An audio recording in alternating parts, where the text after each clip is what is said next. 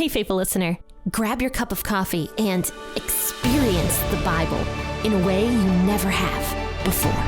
P40 Ministries is a podcast that goes through the Bible cover to cover. It's an awesome narrative that focuses your mind and prepares your heart for God to speak. So join your host, Jen, for a biblical podcast that's hilarious, informative, imaginative, and fun. The P40 Ministries Podcast. Listen now as we go through the book of Leviticus. Hey, good morning, friends and faithful listeners. This is Jen here with the P40 Ministries Podcast, the podcast that brings you, just the Bible every single morning.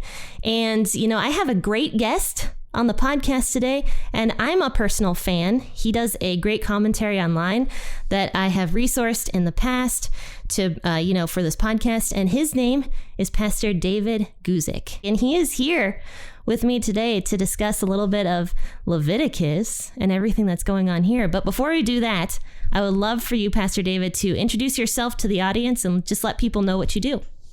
Well, thank you, Jen. Look, I've been a pastor for many decades, but 4 or 5 years ago, I stepped out of the direct kind of pastoral ministry. And really now I give my focus to sort of an unusual work that God surprisingly gave me many decades ago. And I have an online written commentary on the Bible, throughout the whole Bible. And some people find it helpful. So my work is focused now on the continual development, improvement, distribution, and a big part of our work is the translation of that Bible commentary into a lot of different languages. So some people know me through the Bible commentary. Yeah, and it's called the Enduring Word Bible Commentary. That's correct. Yeah, and like I said, I've resourced it in the past. It's a great commentary, and I really like it. And, Pastor David, I have to ask, what kind of challenges did you come across when you were doing Enduring Word? Well, it's the work. It reflects my work over the last 35 years. So I guess persistence was a big part of it. Just through some unusual circumstances, I found out that what I prepared for myself as Bible teaching notes, just in my verse by verse exposition through books of the Bible, I found out that those teaching notes were helpful for other people as Bible commentary. And when I found that out, I was interested in developing it and continuing to put it out there. But it took a lot of persistence, to be honest, to get something that I was at least happy with on the entire Bible. And then now I'm in the process of going back over my older content and improving it, I hope, and just developing it along the way. Well, thank you, Pastor David, for taking time to be on the podcast here today. Happy to do it. I love talking with people about the Bible. Oh, yeah, me too. All right, so we're going to actually talk about Leviticus chapter 11 today, and we'll start with 1 all the way through 25. I'm not going to read it. I usually do. I'm not going to read it today because it's kind of long, but we're going to discuss some of these clean and unclean foods here in Leviticus chapter 11. And so, Pastor David, what stands out to you the most about Leviticus 11, 1 through 25? Well, the first thing I see, Jen, that my attention gets called to is that this is like a transition point in the book of Leviticus. We want to remind ourselves that Leviticus contains the laws and instructions given to Israel while they were at Mount Sinai. For some reason, we often get it mixed up in our head, but Israel came to Mount Sinai in Exodus chapter 19. They stay there for the remainder of the book of Exodus. They stay at Mount Sinai for the entire book of Leviticus. And it's not until chapter, 11 or 12 of Numbers that they move on from Mount Sinai. So here at Mount Sinai, they're receiving the law from God. And Leviticus mostly has to do with sacrifices and priestly instructions. What's fascinating is the first 10 chapters of Leviticus, all that we've read before up to this point, all has to do with sacrifices and priests. Now we get to a new section in the book of Leviticus where God's giving instructions, first dealing with what is clean and unclean. And the first thing that he talks about here has to do with food, animals that can be eaten or not eaten. And we talked all about the different sacrifices and what each one means and all that stuff. And yeah, I mean, it's very true. Most of that stuff was directed to the priests. And we just finished the whole thing with Nadab and Abihu and, their sin that they committed with the strange fire. So yeah, all that stuff was directed towards the priests, talking about how the priests are also guilty and sinful, just as the ordinary person is. Sure, there's no perfect priest until Jesus comes and is our perfect high priest. Yes, and so now we're talking about the food laws and everything that is going on there. Which apply to all of Israel, not just the priests. And I mean, just as it says there in verse 2, these are the animals which you may eat. So God gave very specific instruction to Israel. Some animals you could eat and some animals you were not allowed to eat. They were forbidden for Israel to eat. One thing I find interesting is this distinction between clean and unclean animals. That distinction goes all the way back to the book of Genesis. In Genesis chapter 7, verse 2, God instructed Noah to take 7 pairs of the clean animals, but only 1 pair, not 7 pairs, 7 individuals. So I guess it would be 7 pairs, but then only 2 of the unclean animals into the ark. So there was a distinction between clean and unclean that was known, but it probably only had to do with sacrifice. Some animals were fit to be sacrificed to the Lord, some animals were not. But now here in Leviticus chapter 11, the principles of clean and unclean are applied to what can and can't be eaten by the people of God. So what do you think, why are some animals considered clean and some are considered unclean? Well, Jen, let's be honest with the text here. We're not specifically told. We're not told. Now, I can give you 3 ideas that I think are probably true. I think each one of these are true. I think they provide some explanation, but we do got to be really honest with the text that we are not specifically told. God doesn't say, this is why I declare these animals clean and unclean. But here's 3 reasons why I can think God made this distinction. Number 1, these dietary laws gave Israel an opportunity to demonstrate their obedience to God. I mean, God wanted to make Israel a holy nation separate from the other nations. And he wanted them to be obedient first to him and not just obedient to their appetites. You know, if you think about it, the first law God gave to humanity had to do with what could and could not be eaten. Isn't that what God told Adam in the Garden of Eden? So God gave that law to Adam as a test of his obedience.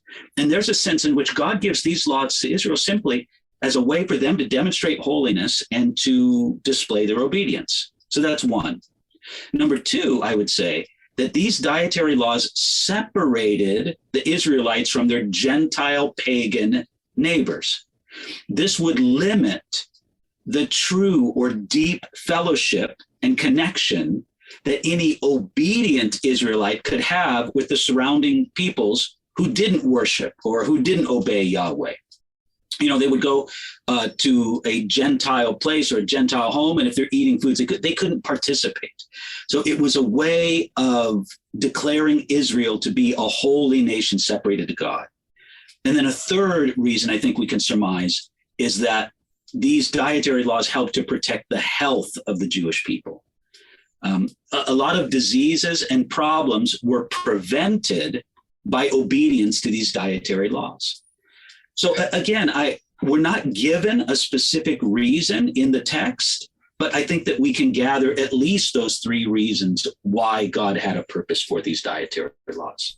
Exactly. And, you know, it's interesting because when we talked about the fats, how the fat was only supposed to be given to God, I went into a whole podcast episode about why animal fat is actually kind of bad for us.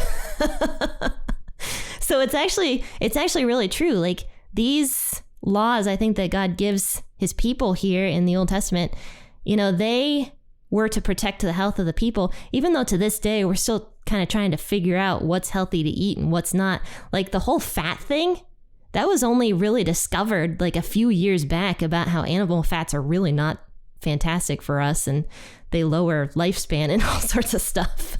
Well, sure. And these things would have had even more relevance in the time of ancient Israel, when there wasn't the same recourse to refrigeration, proper handling and processing of food.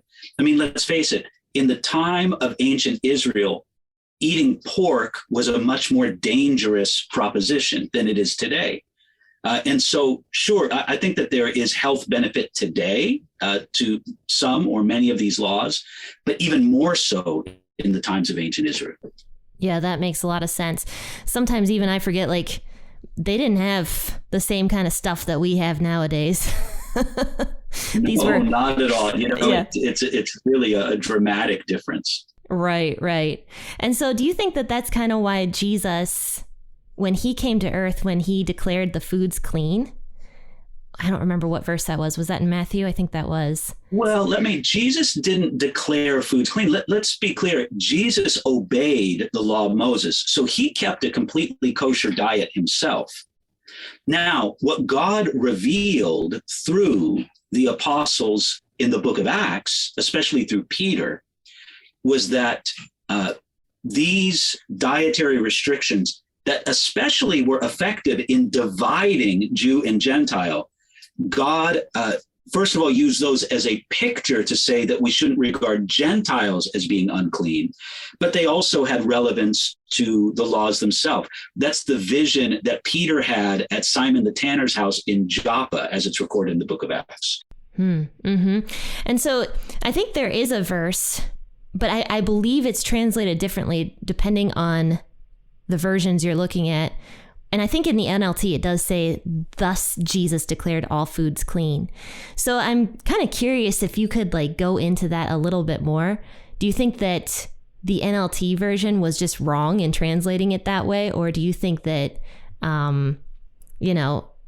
this was like the start of a new era? And like, I don't know exactly. Well, it was. I think Jesus was foreshadowing what would come in through the new covenant. Maybe the New Living Translation, which I like as a translation, maybe it's overreaching a little bit.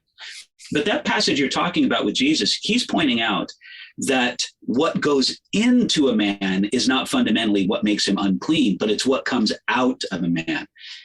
And what Jesus was very directly confronting in his day was the religious hypocrisy, and I don't know what the best word is, the way that the religious leaders of Jesus's day would cover over the law of God and put the stress, the emphasis on the wrong kind of things.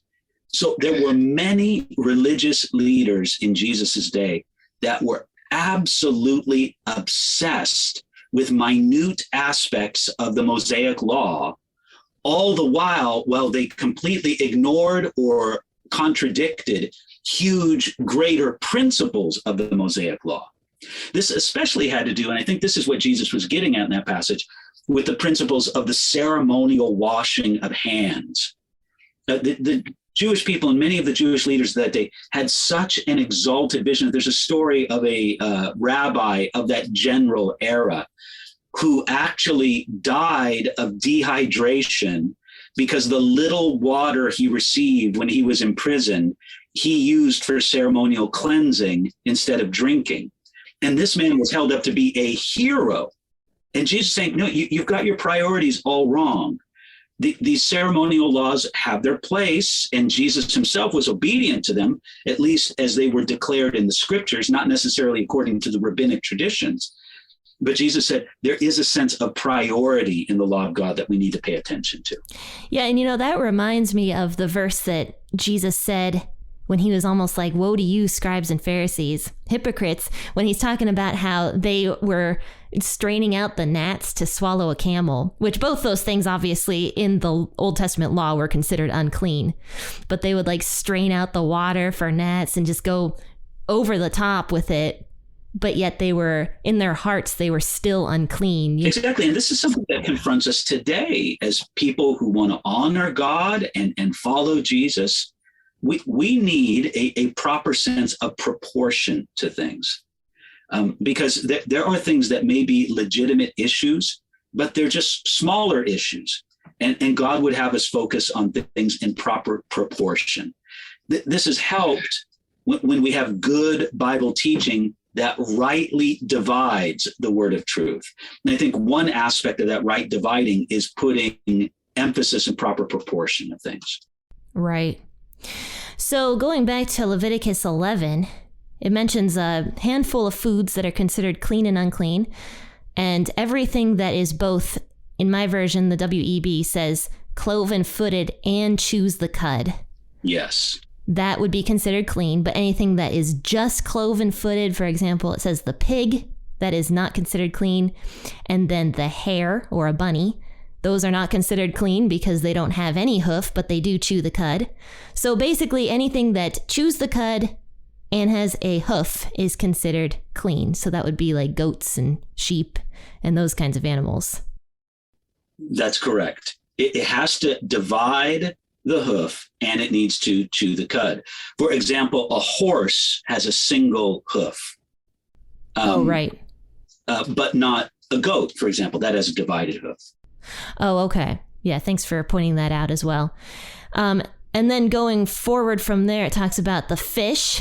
It says that anything like little shrimp and lobsters. The kosher diet prohibits shrimp and lobster, which makes me so happy that I'm not under the Mosaic law. Because I find those things to be delicious. Yes. And for Valentine's Day, I did make a lobster. Yeah. So yeah, I also enjoy a good lobster tail here and there. But basically, God says that whatever has fins and scales in the waters, that is okay for the people to eat. But anything that crawls along, not so good. Right. And do you see something here, Jen, how kind God is to give just very understandable regulations. Anybody can look at an animal and say, okay, what's its hoof like? And does it chew the cud?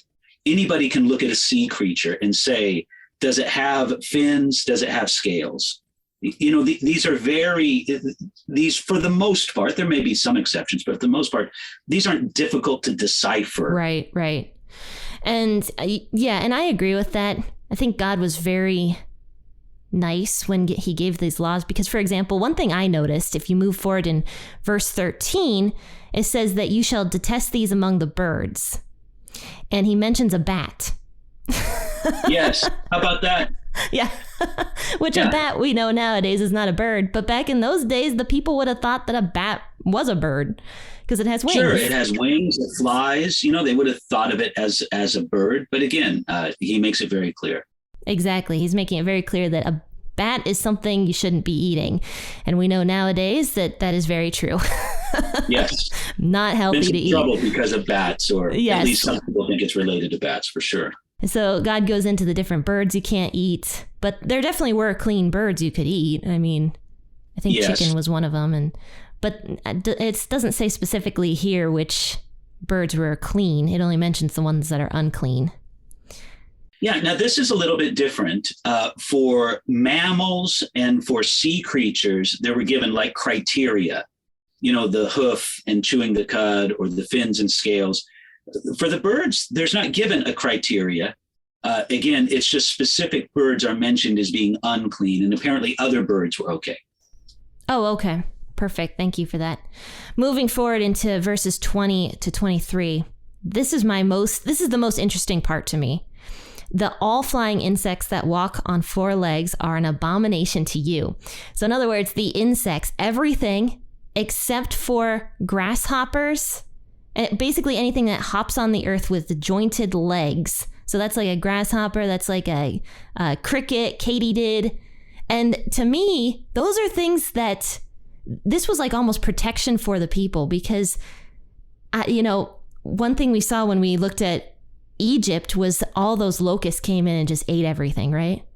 But the people, because if that happened to the Israelite people and like a plague of locusts came in and ate all their crops, the people would have food because they'd be able to grab those locusts and eat them. And so to me, that's almost like protection for the people, that if something does go wrong with their crops, they get eaten, they can eat those insects that eat the crops. That's what stood out to me about that portion. Well, and, in a time where your crops were lost and maybe that was the only source of protein you would have, you'd be very grateful for that kind of provision. Exactly. And I don't know if any of my listeners have ever eaten a grasshopper, but but I have. I have. Yes, and actually, there's a candy shop down the street from me that sell little like salt and vinegar crickets. They're not coated in chocolate or anything? I think they do have coated in chocolate ones too. But yeah, they've got some interesting insects in it. Like they sell all sorts of weird. Have you eaten any of those crickets at your local shop? You know, I haven't at the local shop, but when I was a kid, I did in fact enjoy the chocolate covered crickets. I did enjoy them. Wow. They just taste interesting. But yeah, that's a clean animal or a clean insect. You could technically go and eat those, and the people back in these days, they'd be fine if they ate those and that was their only source of provision back in those days. Yeah, sure. Things like ants or grubs or things like that were forbidden.